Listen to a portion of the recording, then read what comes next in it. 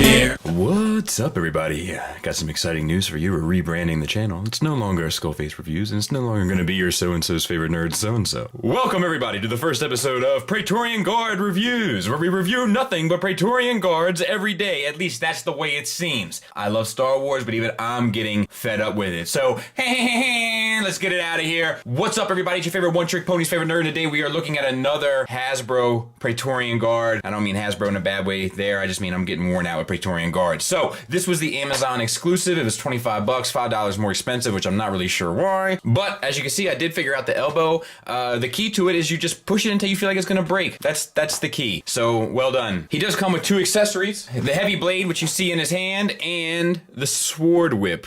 Sword whip, which is here. It doesn't give you the whip option, just the sword, which is fine. We're not gonna do a skit today because we're gonna have a little discussion at the end of the video if you guys are up for it. I know I am. Let's talk about this weapon, which is slightly better. It's Hasbro though, so you have to be careful because it will warp and bend and, you know, kind of become mush before your eyes. But there is a nice bit of silver paint, it seems like to me, on this otherwise red casted heavy blade, which is fine. For the figure himself, the head is on a ball hinge, gets you up to there and down to there. This is more of the knight head sculpt with the bottom lip that kind of protrudes past the helmet. We're going to talk about that a bit later. This is more of the glossy plastic here and here and here and a little bit there. And on the boots, and then we had the flat plastic for underneath, like the mat, and for the cape. I don't think that the cape is as effective as the soft goods version that they put out for, whose exclusive was this? Whose exclusive was this? I can't remember. Oh, it came in the 4-pack, right, with the Royal Guards and such. It was like a shared GameStop and Barnes & Noble, I think. Single ball peg for the diaphragm works surprisingly well. Works really well. We have the shoulders there on disc hinges. They also work surprisingly well.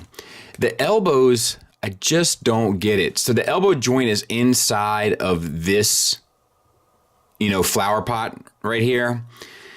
And it just feels like you're going to break it, but it eventually will give. However, I've had some problems getting this one to work. There it is. So you can get it. It just kind of sucks. That's also where you will get your bicep swivel, just above the elbow. It's cool that it's there, so I take back my criticism from the previous one. But it's just a bummer to me. I don't know. I don't like the way it moves. I'm like the opposite of a Big Boy, from Outkast in that sense. Like, he liked the way it moved, and I do not like the way it moves, if that makes sense. T-jointed ball joints for hips get you out to there, so pretty good, especially for their more recent offerings, and forward and back to there. And the pants are all, sculpted with that material, which looks good as well. Thigh swivel at a cut joint, a little tight, but it's there. Knees are double jointed, get you the full reach around, so to speak. How's the legs with the warping? I think this one's actually all right. The thigh swivel is tight. It's a little bit, I feel like it's a little bit on this one, but much better than what we've seen recently.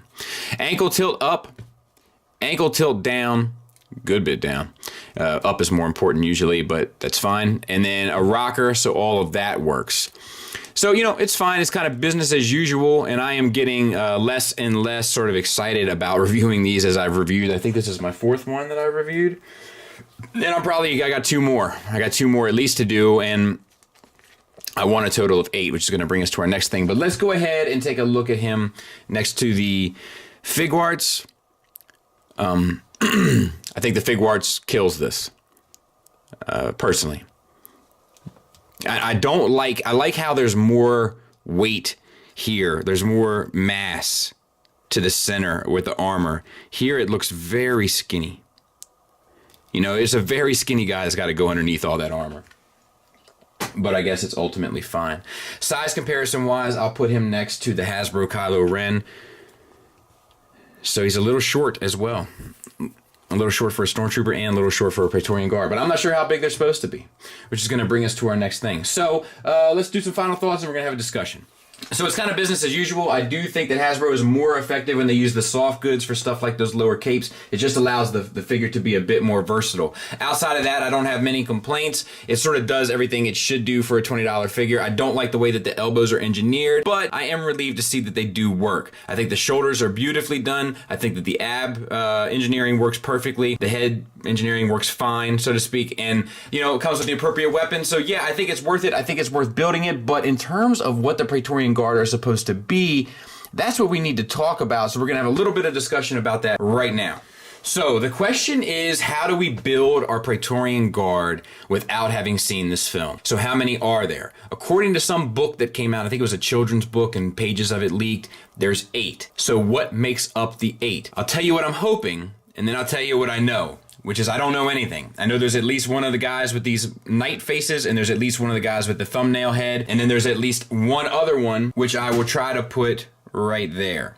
So that's 3, and I'm getting 1 Hasbro and 1 SH Figuart, so that accounts for 6. But if I want all 8, my question is there a 4th design? Has anyone seen a 4th design? And if you have, can you link me to it or email me about it? Secondly, are there 2 of each, or is there 1 of each? Because if there's 1 of each, I've already bought 2 figures I don't need. If you're building a Praetorian Guard army, it is something to think about because we don't know the designs of all of them yet. So it's something to think about in terms of what purchases to make. I'm hoping that there's 4 original designs and I can get 2 of each. My plan would be for the last 2 to get 1 Mafex and 1 Bondi, if they ever do it. But who knows? There might be 3 of these and 3 of these and 2 of the other. You know, we just don't know. So before you go ham buying all the Praetorian Guards up, my advice is let's try to either A, figure out how many designs there are and take appropriate action, or B, wait and see this movie and then decide what you're going to do, because the last thing you want to do is spend a whole bunch of money on figures that have no real representation on film. I think that's something interesting to think about. Like the Star Wars stuff presents an interesting dynamic of challenges because you're buying stuff that you're not sure whether or not you're gonna like, and you're not sure how it's gonna represent in the film. There's not many other things that we can say that about. Thanks for listening. Thanks for watching. Until next time, take care.